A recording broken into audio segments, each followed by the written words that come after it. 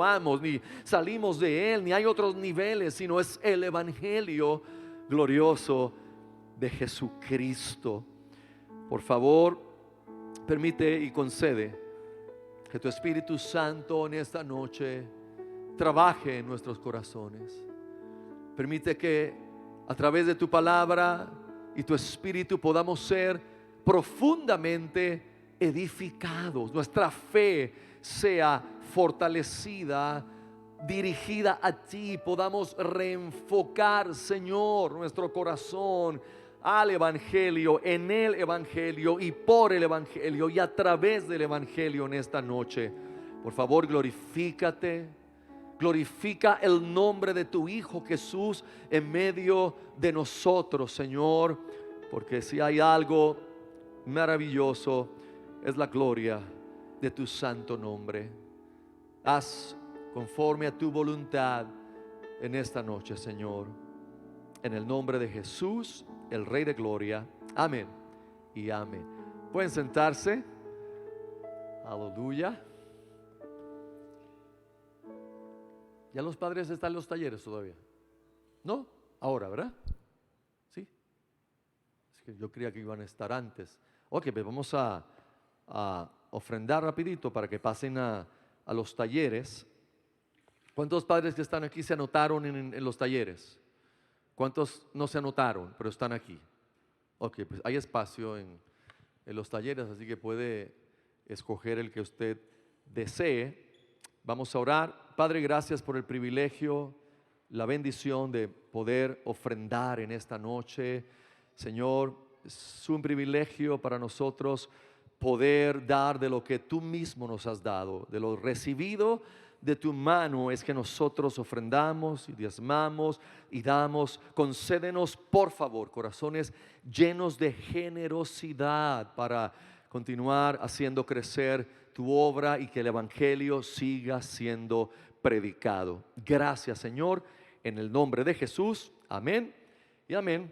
Ofrendamos y los padres, una vez que ofrenden, pueden moverse a los talleres. Yo no sé si la ubicación de salones va a estar aquí. Yo creo, míralo aquí.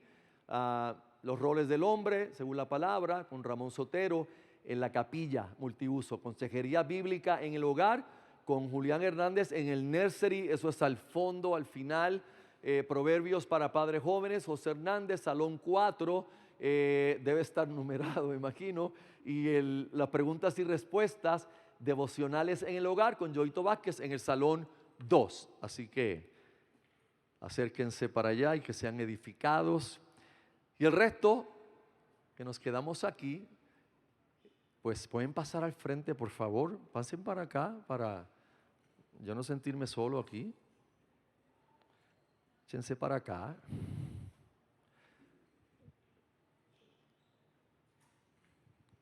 Mira, me quedé con la ofrenda en la mano.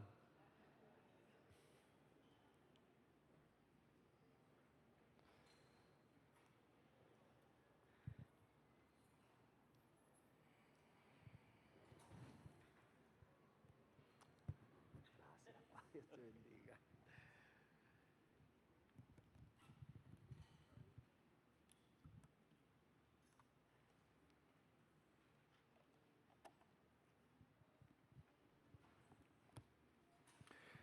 Bueno, buenas noches. Vamos a entrar en nuestro estudio, Lucas capítulo 15, y ya vamos al capítulo 2 de este libro de Tim Keller, El Dios Pródigo, y vamos a estar en esa primera frase que simplemente introduce la parábola. Eso es lo que vamos a hacer hoy. Jesús, cuando contó la parábola, que recuerde que es la tercera que Él está trayendo en contestación a lo que los fariseos y escribas dijeron de Él, que éste come y recibe a los pecadores. Eso es lo que propicia el que el Señor traiga esta parábola. Y en el verso 11 Él dice: Jesús dijo, cierto hombre tenía 2 hijos. Vamos a orar. Padre, gracias por tu palabra. Tu palabra es la verdad.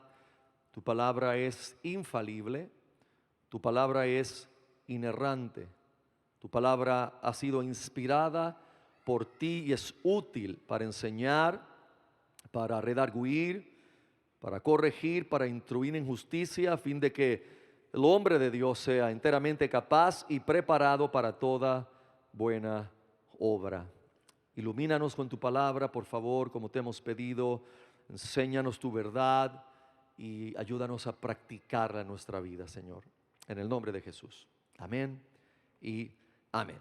Bien, eso es lo que vamos a ver hoy, los dos hijos. Esta parábola bien se pudo haber llamado así, o se le podría llamar así, la parábola de los dos hijos perdidos. De hecho, le podemos llamar los dos hijos perdidos, porque como vimos en la introducción, el primer día en el video de Tim Keller y el miércoles pasado, en el primer capítulo, ambos estaban perdidos. Eso es lo importante que entendamos de esta parábola. Ambos hijos estaban perdidos.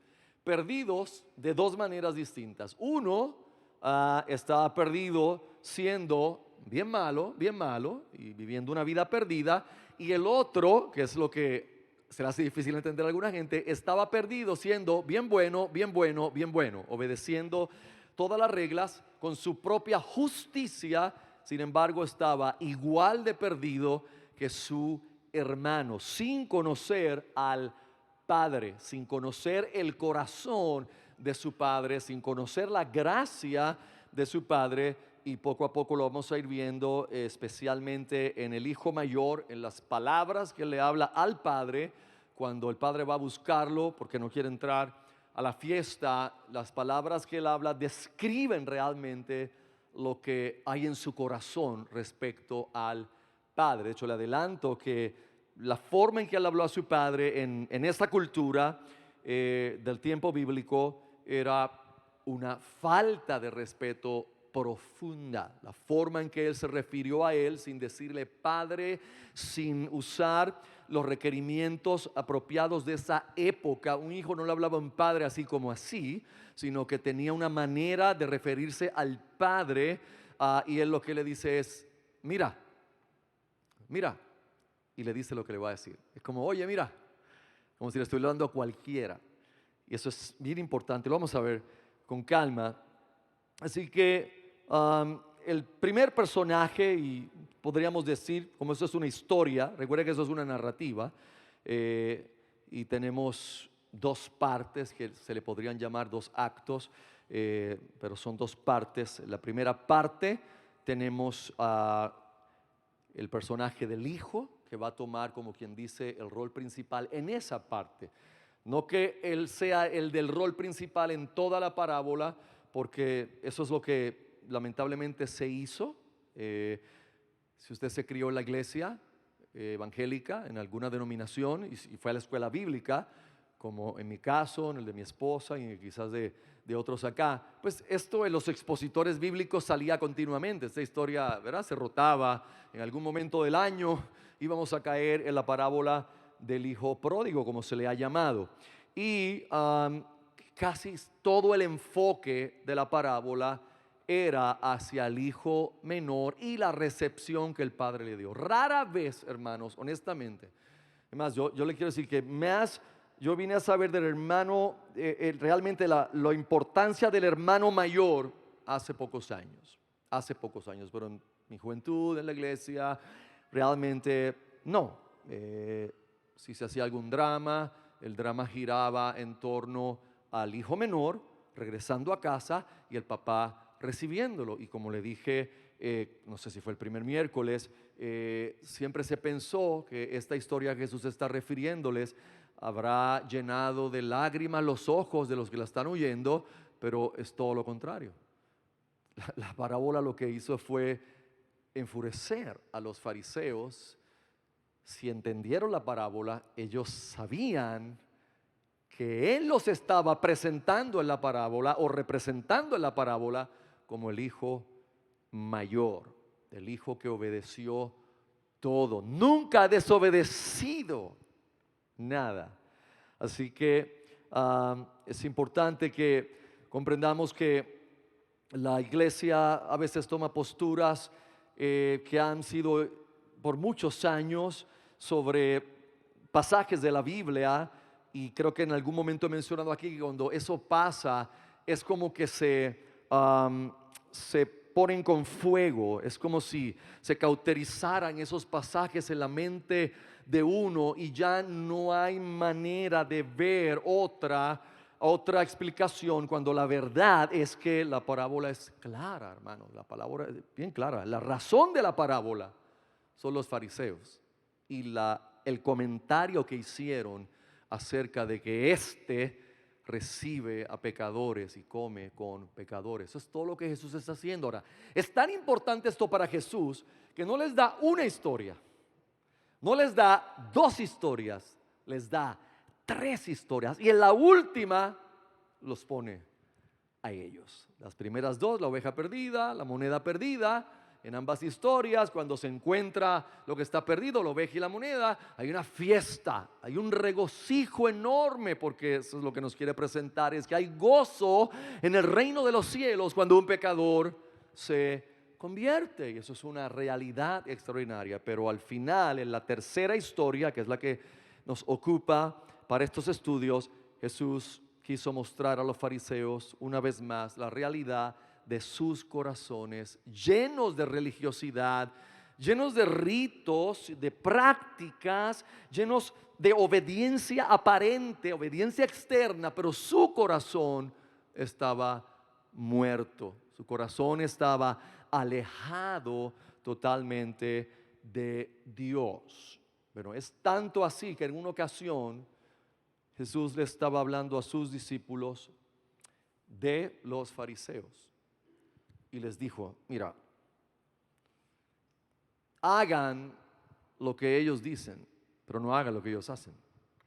Porque lo que ellos decían estaba bien, ellos enseñaban la ley, pero cuando iban a hacer lo que estaban haciendo, realmente esta gente añadía y ponía cargas sobre la gente que nadie podía llevar. El día de reposo, es impresionante lo que ellos hicieron con el día de reposo. Ellos cargaron y cargaron y cargaron y cargaron el día de reposo a tal grado que Jesús mismo tuvo enfrentamientos con ellos.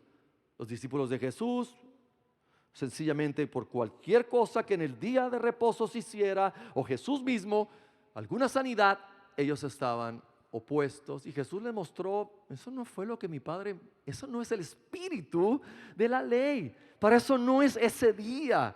Ese día es para glorificar a Dios. Ese día es para hacer las obras de Dios, de hecho. Pero es interesante que los postulados religiosos se puedan grabar tan fuerte en el corazón de uno, que años más tarde, muchos años más tarde, yo aprendí cosas en mi niñez que todavía hoy, unas correctas, pero otras incorrectas, todavía hoy están ahí y las tengo que trabajar. Y a veces cuando voy a un verso bíblico, primero sale el prejuicio que me enseñaron, la idea preconcebida que tengo en la mente, y tengo que ver: no, esto no es lo que el contexto dice, esto no es lo que el contexto enseña. Y eso es muy importante para nosotros. Así que hoy vamos a estar simplemente viendo al hijo menor y al hijo mayor, y luego vamos a estar viendo poco a poco lo que la parábola en su estructura nos está trayendo. Recuerde que es una narrativa, tiene una estructura, tiene su introducción, tiene su conflicto, tiene su resolución del conflicto, pero esta es una historia un poquito más complicada, y hay un primer conflicto y luego hay un segundo conflicto, y ambos tienen lo que parecería una resolución, pero el último conflicto Jesús lo deja en suspenso. El hijo mayor no se sabe si entró a la fiesta. Es como esas películas que le dejan a uno como que el final, después que uno se mató viendo una película y de repente quedó: yo le pongo el final, qué sé yo, se murió todo el mundo, entonces le pongo el final.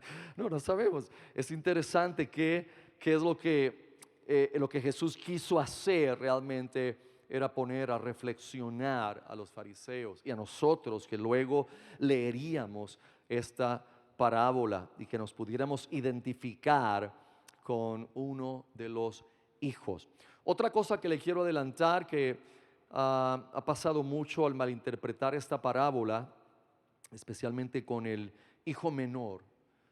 Es decir, que el hijo menor realmente era un descarriado. ¿Alguien ha oído hablar la palabra descarriado? ¿Alguien sabe qué significa la palabra descarriado? Por lo menos en el argot, ¿verdad? Evangélico, diría yo, especialmente el pentecostal. Es una palabra que se usa mucho en el pentecostalismo.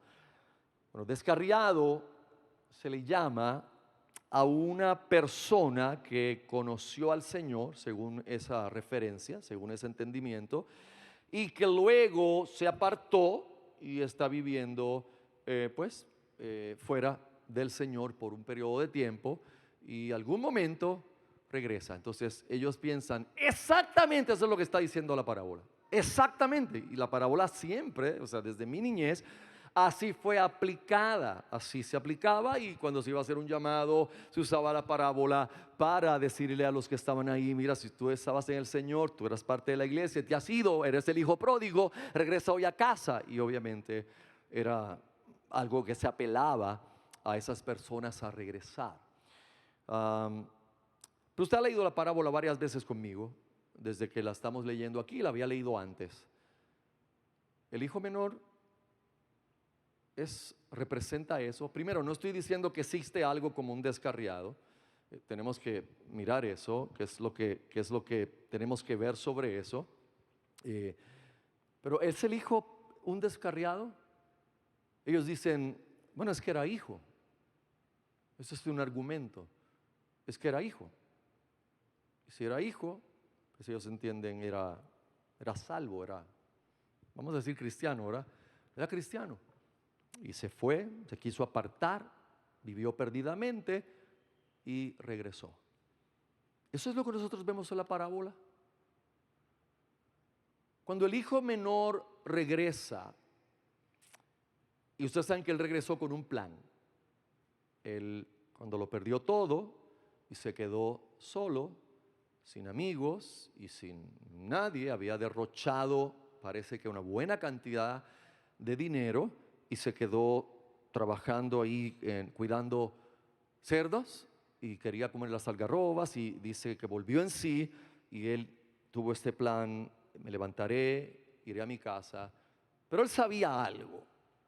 Él sabía que la ofensa que él había cometido contra su padre era de tal magnitud que él se entendía que no podía y no debía ser recibido como un hijo. Por lo tanto, él dice: iré, me levantaré a mi padre y le diré: Padre, pecado contra el cielo y contra ti, por favor recibe como uno de tus jornaleros, no soy digno de ser llamado hijo tuyo. Ese es el plan que él está teniendo en su cabeza. Obviamente comenzó en el estómago, porque él dijo: oye, en la casa de mi padre hay comida en abundancia, hay mucha comida. Pero no seamos injustos, probablemente podamos tomar esto y entenderlo como: hay gracia en abundancia en la casa de mi padre. Me iré, me levantaré, pero le diré: no soy digno. Cuando el padre lo recibió, ¿cuáles fueron las palabras del padre? En su alegría, en su júbilo. Imagínate, ese padre estaba tan gozoso que ustedes saben que corrió a su encuentro, y que no era usual, según los expositores y según los eruditos bíblicos, que un hombre de su posición, un hacendado, no corría. Recuerde que esta gente tenían túnicas, y para correr uno tiene que levantarse la túnica, y eso era una posición indigna para una persona mayor. Y de la posición de este hombre, un hacendado, un terrateniente, los jóvenes corrían, los niños corrían, aún las mujeres quizás corrían, pero hombres como este nunca corrían. Pero él estaba tan contento cuando vio al hijo, cuando lo reconoció que era el hijo, que la parábola dice que él salió corriendo a su encuentro y, besándolo en el cuello, lo recibió. Y ahí dio unas órdenes a los criados. ¿Ustedes se acuerdan? ¿Cuáles son las órdenes? Vístanlo, ¿verdad? Traigan la mejor túnica que encuentren en la casa. Ahora póngase a pensar. Es probable en una cultura como esta que la mejor túnica que hubiese en esa casa fuera del padre. La mejor túnica que quizás habría en ese lugar era del padre. Él era quien realmente debería usar la mejor túnica entre todos. Y él está diciendo: vistan a mi hijo, pónganle calzado nuevo y pónganle el anillo de la familia. El anillo de la familia tiene el sello de la familia para que uno también pueda sellar y firmar cosas. Y ahí él, en júbilo, él expresa unas palabras. ¿Cuáles fueron las palabras? Porque este hijo mío estaba muerto, pero ha resucitado. Este hijo mío estaba perdido, pero ha sido encontrado. Hermanos, el hijo menor no representa a alguien que era cristiano y se fue de la iglesia. El hijo menor representa a la humanidad caída, perdida en absoluto pecado, destituidos de la gloria de Dios, muertos en delitos y en pecados, ajenos de la vida de Dios, separados totalmente de Dios. Eso es lo que representa. El contexto es claro. Cuando Jesús cuenta la parábola, habían dos grupos de personas. ¿Quiénes estaban allí? Los publicanos y pecadores, que forman un grupo, los fariseos y los escribas. Jesús los metió a ambos en la parábola. Ellos son los protagonistas de la parábola. Jesús se está refiriendo con el hijo menor a los pecadores que no conocen al Señor, que no conocen la salvación, que no conocen la redención. El pecado que cometió ese hijo menor es grandísimo. La deshonra que este hijo trajo al padre es innombrable. El acto de pedirle en vida a su padre la herencia es un acto de decirle a su padre: tú me eres mejor muerto. O sea, yo no quiero esta relación, yo quiero tu dinero. Yo no intereso tu relación. Yo quisiera que estés muerto, pero como no te mueres, dame lo mío para irme. Realmente es sorprendente que Jesús intercale en la historia lo que hizo el padre. La normalidad, dicen los estudiosos, que un padre de ese tiempo haría era expulsar a ese hijo. Era declararlo persona non grata en la familia. Este murió para nosotros, aquí no vuelve jamás, no regresa jamás, y sacarlo inclusive con violencia, a golpes de la casa. Eso es lo que hubiese hecho un padre en ese tiempo. Pero el padre de esta parábola, ¿quién representa? ¿A quién representa el padre aquí? ¿A quién? A Dios. A Dios. Jesús está usando una parábola para representar a su padre. El padre dice: está bien, vamos a darte entonces un tercio de la herencia, porque su hermano mayor, por la ley, lleva 2/3 de la herencia, porque el hijo mayor recibe la doble porción. Para el padre poder darle a este muchacho 1/3, el padre tiene que alterar su vida. Allí no, en este tiempo no es como que, ok, bien, dame tu número ATH móvil, te lo voy a enviar ahora para que te vayas. No, el dinero estaba en real estate. El dinero estaba en tierras, el dinero estaba en posesiones, el dinero estaba en ganados. Hay que vender todo esto para darle 1/3. Es una fortuna, le va a dar una fortuna a su hijo.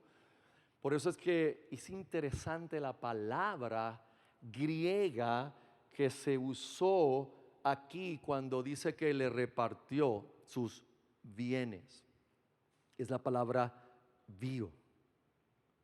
Bio. ¿Y bio significa qué? Biología. Biología, el estudio de la vida.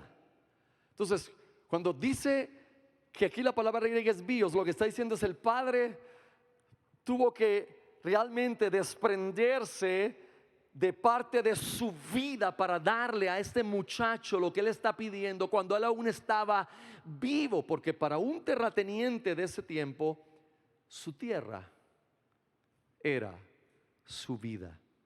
La tierra de esta gente estaba tan ligado a ellos, tierra que Dios les dio de hecho, que se las prometió, y estamos leyendo eso, usted sabe todas las promesas que hay ahí sobre la tierra, que para ellos esa es su vida, es parte de ellos. No es como nosotros, usted puede tener una tierra allí, una parcela, no, para ellos esta era su vida. Y esa es la palabra la palabra que Cristo escogió en la parábola. El Padre realmente tenía que alterar su vida para hacer esto, y lo hizo. Se desprendió, vendió lo que tuvo que vender, le entregó los bienes, y no muchos días después ya el hijo mostró el corazón. Esto era lo que yo quería. Yo no quiero esta relación. Él pudo haberse quedado, ok, dame los bienes, me voy a quedar aquí con mi padre y con mi hermano. No, él no quería esa relación. Él no quería, por tanto tomó los bienes, se fue a un lugar lejano y los despilfarró totalmente. Cuando el padre se expresa en esos términos, cuando él regresa, este hijo mío estaba muerto y ha resucitado. Definitivamente Jesús estaba predicando también a los publicanos y los pecadores que estaban allí, mostrándoles su condición. Hermanos, si usted va a predicar el evangelio y no le dice a la gente su condición, no estamos predicando el evangelio. Yo sé que se lo he dicho varias veces, se lo digo una vez más. Predicar el evangelio no es Cristo te ama. No es, hey, Jesus love you. Predicar el evangelio y mostrar a la gente su condición. ¿Cuál es la condición del hombre?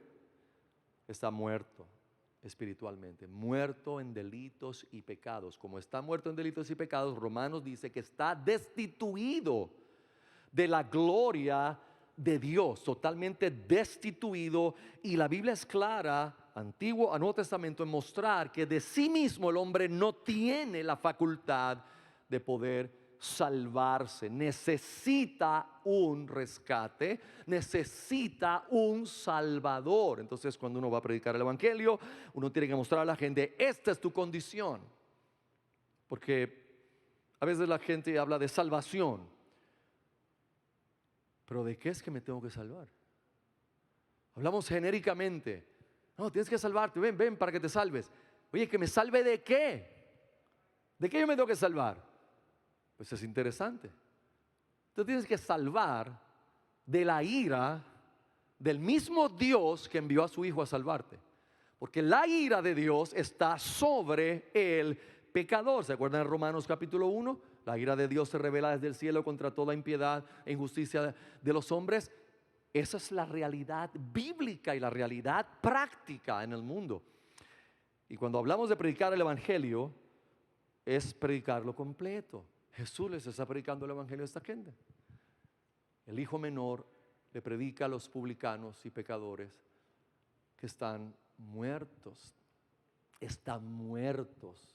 Pero Dios resucita a los muertos y salva a los perdidos. Ese es el mensaje claro que les está dando. Recuerde que hablamos que interesantemente este grupo de gente tenían curiosidad por Jesús. Querían escucharlo, querían escuchar sus sermones, querían escuchar sus palabras. Esos dos grupos estaban allí realmente siendo antagónicos, porque los fariseos aborrecían el ministerio de Cristo, estaban celosos del ministerio de Cristo, decían que era un comelón, un bebedor de vino, un gadareno, un endemoniado. Decían ellos que los milagros que hacía los hacía por Belcebú.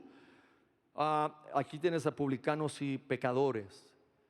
curiosos, interesados en quién es este hombre y las palabras que habla. Y Jesús les está predicando el evangelio. Creo que les mencioné el miércoles pasado y se lo repito, que con ambos grupos Jesús tuvo sus encuentros durante su ministerio.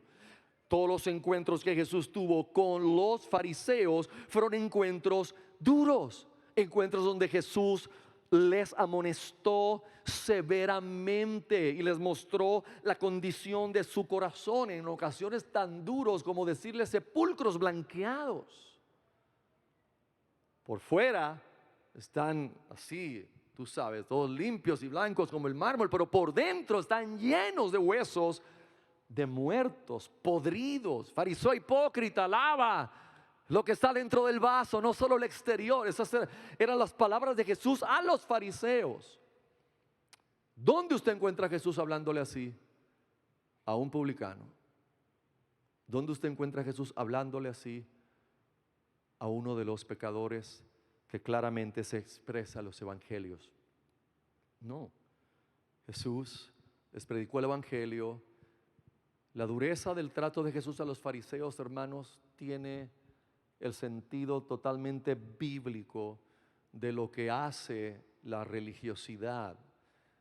Vosotros invalidáis el mandamiento por vuestra tradición. Eso lo dijo Cristo a los fariseos.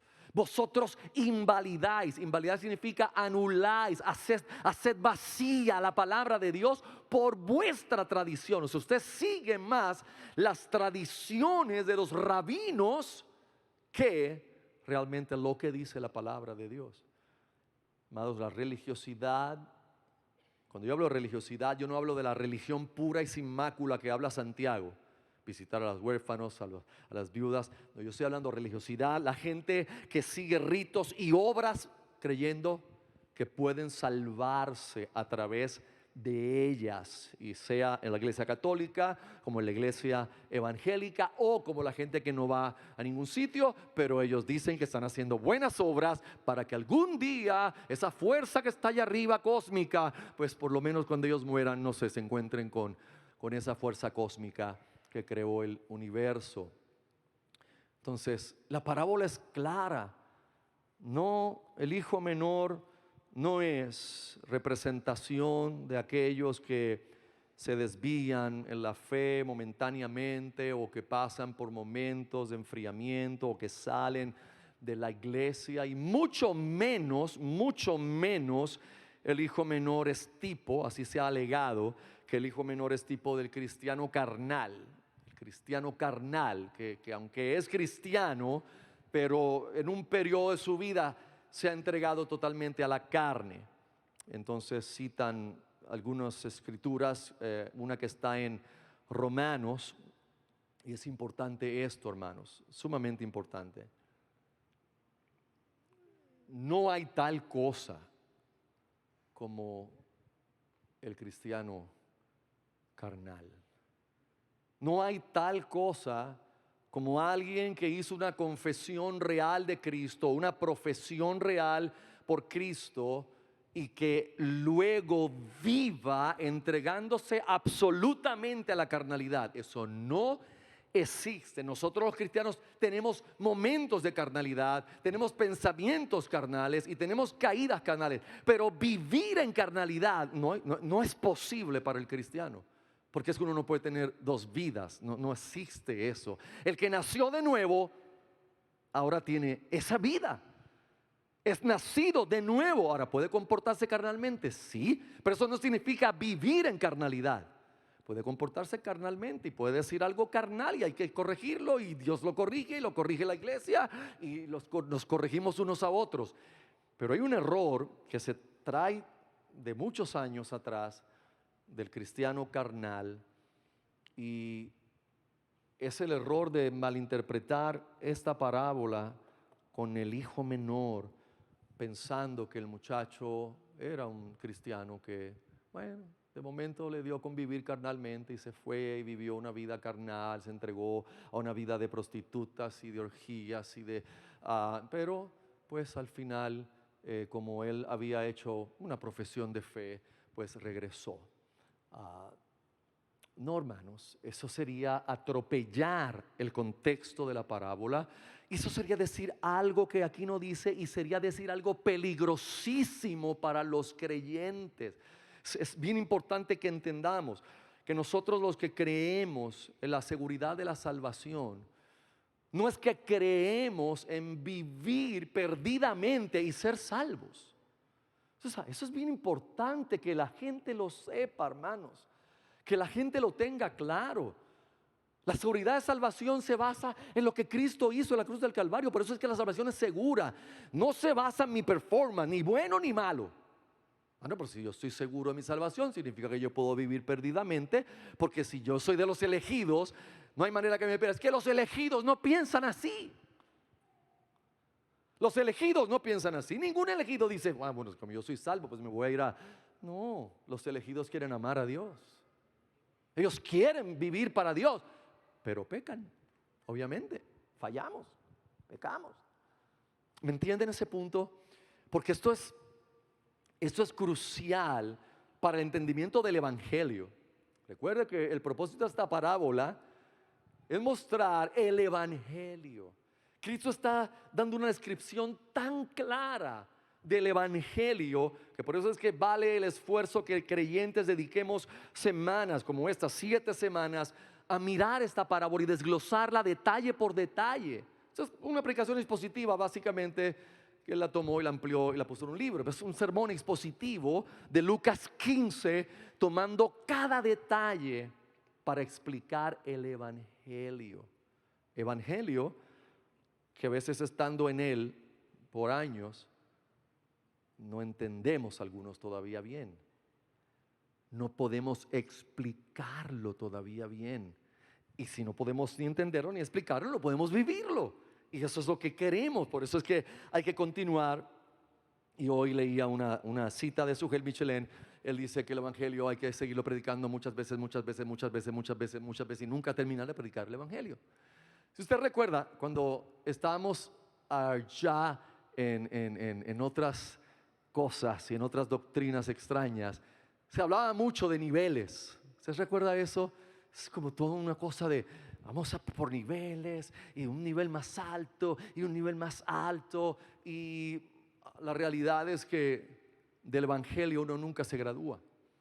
Uno nunca pasa del Evangelio a otra cosa, porque el Evangelio es totalmente inclusivo en nuestra vida. El Evangelio nos hace nacer de nuevo, nos lleva a la santificación y en nuestra muerte finalmente seremos glorificados cuando el Señor regrese y estaremos por siempre en el reino de Dios viviendo las buenas noticias del Evangelio.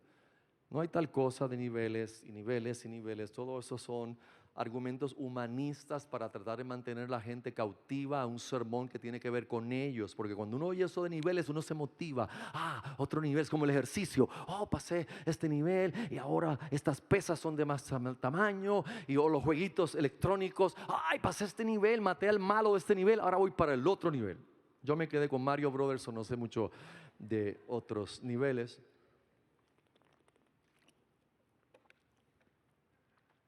Pero esta es la importancia de esta parábola en el sentido del hijo menor. No es un descarriado, esa palabra que se usa, y déjeme aclarar, definitivamente un creyente verdadero, Dios en su soberanía podría conceder por su gloria, por su voluntad y sus propósitos, que tuviera una caída profunda, que le llevara un tiempo fuera y regrese.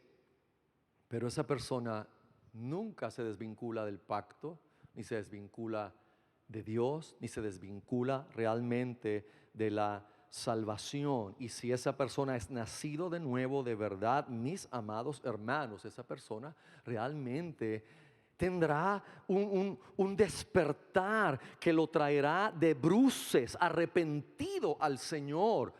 Lo que no existirá es tal cosa como que gente pueda vivir en pecado como si nunca hubieran nacido de nuevo, y volver a nacer de nuevo, y volver a nacer de nuevo, y rededicarse, que es lo que se llamaba, rededica tu vida al Señor, rededica tu vida al Señor.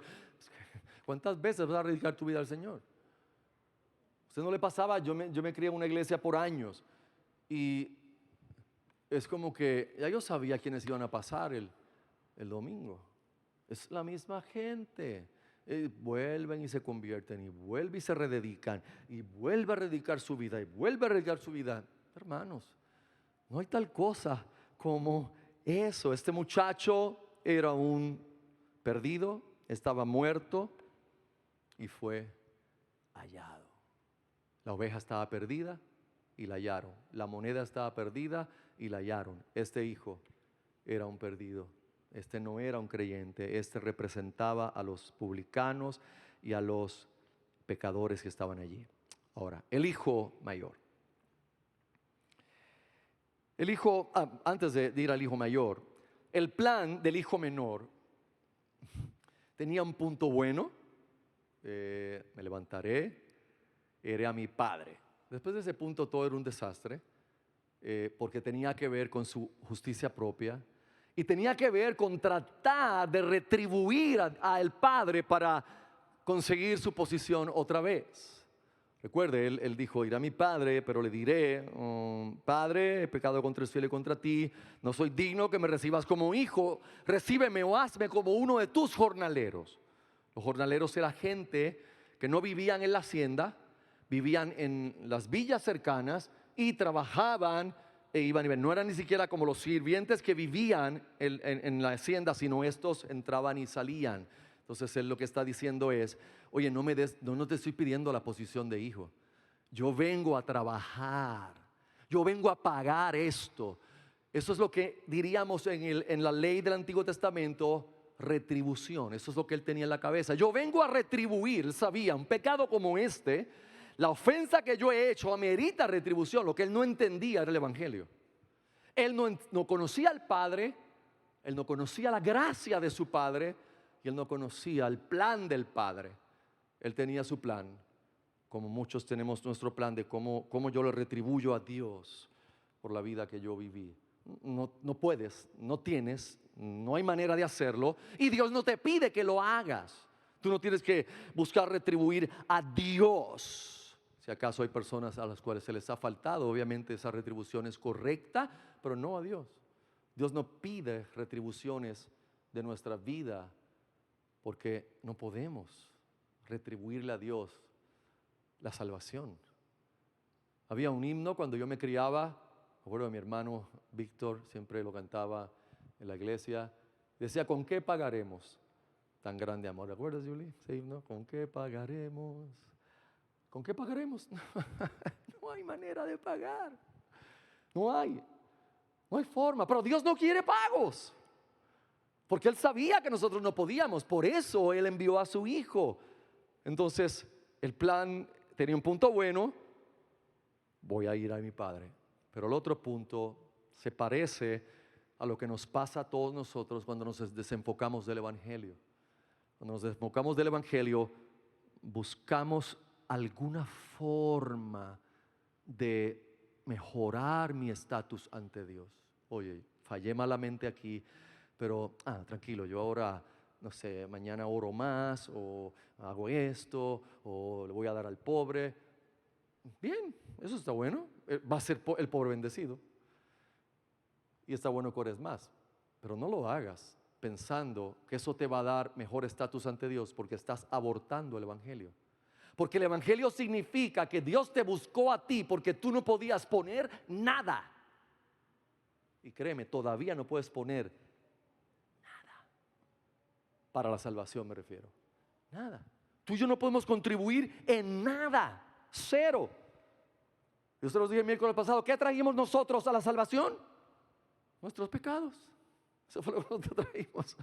Eso es lo único que yo puedo contribuir, es todo este pecado que Cristo llevó en la cruz del Calvario. Entonces esa es la buena noticia. La mala noticia es que estábamos perdidos. La buena noticia es que ahora Dios, en su misericordia y de pura gracia, ha elegido salvar a pecadores que no lo merecen, y ellos no pueden hacer nada, ni tienen que hacer nada. Pastor, ¿tú me estás diciendo que yo no tengo que hacer nada para ser salvo? Sí, ese es el evangelio. Yo no tengo que hacer nada, nada. Para ser salvo, nada. Para vivir piadosamente y para el proceso de santificación, hay disciplinas espirituales, hay obras que hacemos que son producto de lo que ya pasó en nuestra vida, pero no para la salvación. Entonces ahí es donde la gente se confunde. La gente confunde justificación con santificación. Y eso es uno de los problemas que vamos a ver en el hijo mayor. El hijo mayor pensaba que él era salvo, que él era cristiano, si queremos usar esos términos. Recuerde que aquí estamos hablando antes de la cruz. Pero si queremos usar términos que entendemos, él pensaba, ¿por qué? Porque yo obedezco. Yo me quedé aquí, este hijo tuyo que se fue y vivió con rameras perdidamente, yo me quedé aquí, no te he desobedecido en nada y a mí no me has dado ni un cabrito. Qué atrevido. Él está demostrando su corazón, como lo vamos a ver poco a poco cuando veamos los grupos que Jesús está hablando, que es realmente el pecado, que es la justicia propia, porque hay que definirlo, hermanos. Tenemos problemas para definir qué es el pecado y tenemos problemas para definir qué es justicia propia. Cristianos, que se nos hace difícil saber si yo vivo en justicia propia, y no es difícil. Justicia propia es cuando confías en tus obras para tu standing ante Dios, en tus obras. Te sientes mejor con Dios porque hiciste tal cosa. Dios me debe estar mirando hoy con más favor porque hoy yo hice esto. Ese no es el evangelio. Estás atropellando el evangelio, porque el evangelio significa todo lo contrario. El evangelio es que yo no podía hacer nada y cualquier cosa que yo hiciera para tratar de congraciarme con Dios, para Él era un trapo de inmundicia. Era una obra sucia, llena de maldad y llena de pecado, porque mi motivación nunca podría ser pura ante Dios. Entonces, cuando vemos al hermano mayor, estamos viendo a alguien que vive en justicia propia. Y eso es sumamente importante, porque eso estaba dirigido totalmente al otro grupo de gente que estaba allí, los fariseos y los escribas. Recuerde que los fariseos eran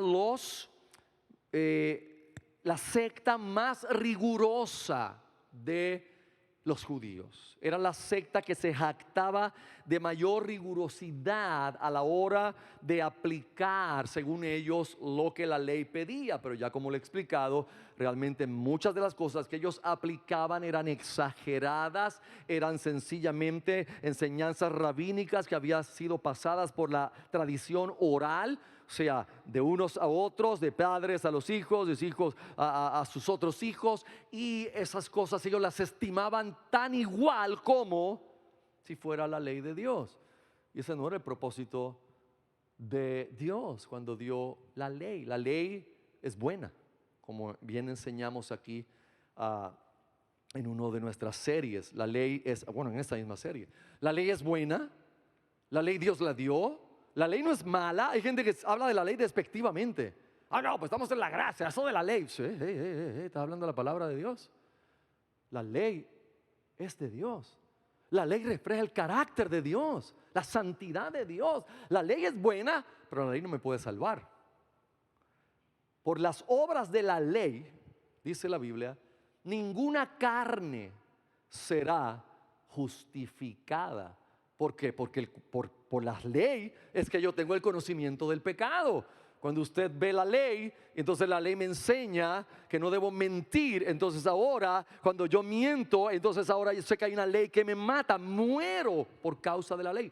Pero no me podía dar vida, pero no es mala. La ley era una nodriza, dice el apóstol Pablo. La ley era una cuidadora para llevar al pueblo y que el pueblo pudiera vivir hasta que llegara Cristo.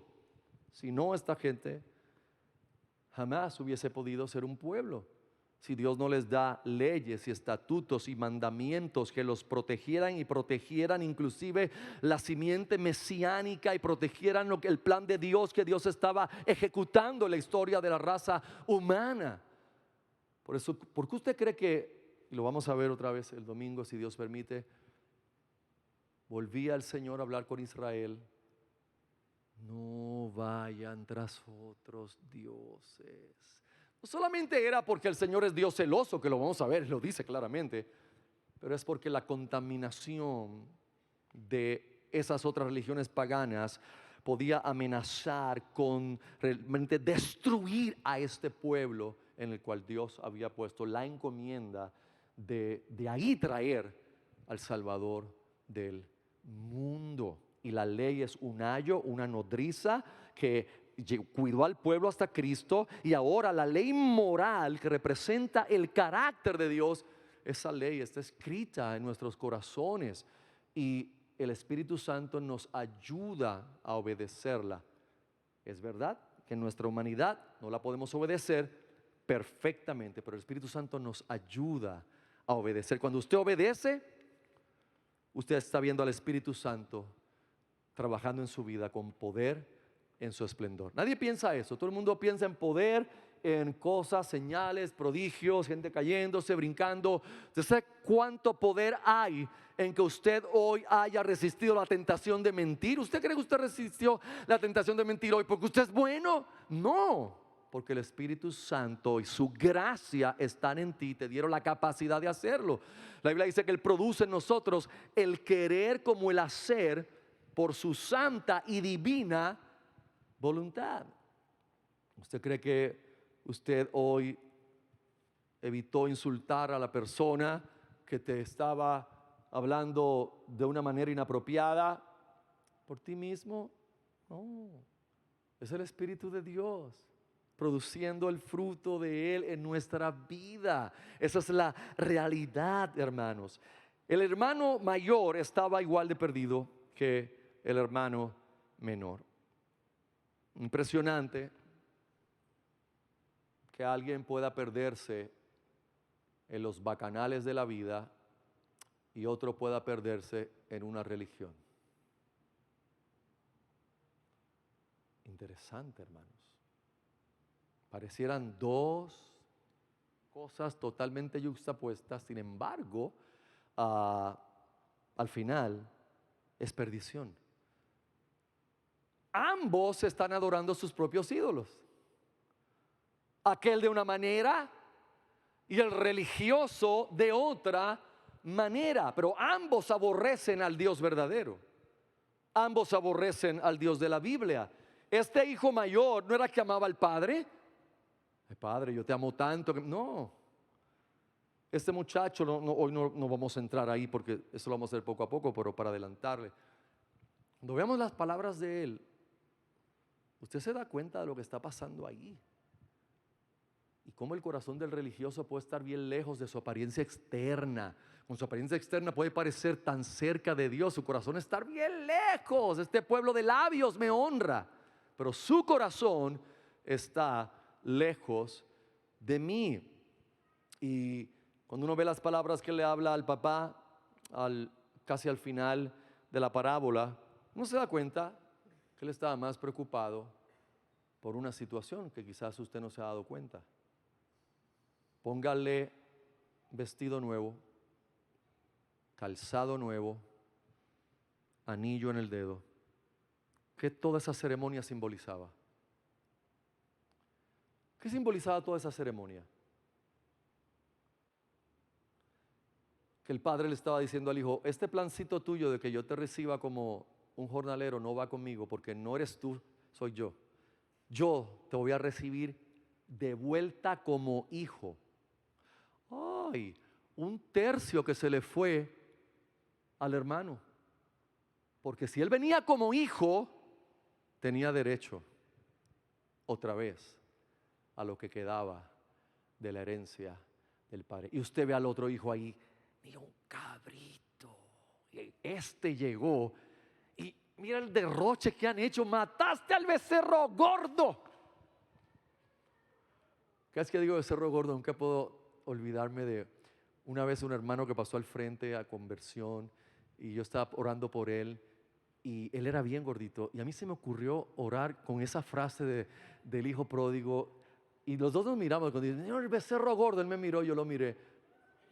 Yo no estoy hablando de ti, estoy hablando de la parábola. Yo la usé inapropiadamente, fuera de contexto.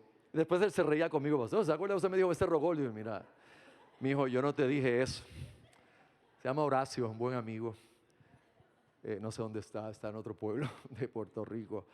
Nada, me acordé de eso.